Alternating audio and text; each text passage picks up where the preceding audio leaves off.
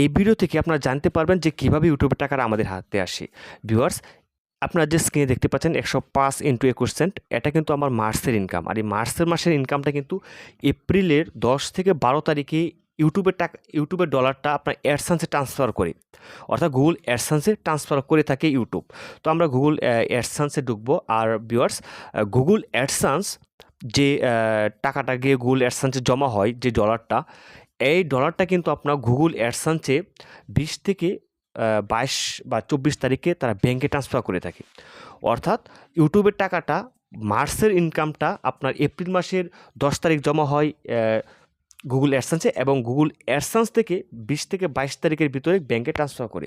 তো আমি এখন গুগল অ্যাডসেন্সের হোম পেজে আছি এবং পেমেন্ট ইনফোতে আপনাদেরকে সরাসরি দেখাবো। ভিউয়ার্স, এটা কিন্তু গুগল অ্যাডসেন্সের অ্যাকাউন্ট, আর সেই অ্যাকাউন্টে $94 রয়েছে। এই মাসে যুক্ত হবে $105, যা এই মাসের শেষ দিকে অর্থাৎ 20 থেকে 22 তারিখের ভিতরে ব্যাংকে ট্রান্সফার করা হবে। তো ধন্যবাদ ভিউয়ার্স, এভাবেই কিন্তু মূলত ইউটিউবের টাকাটা আমাদের হাতে আসে।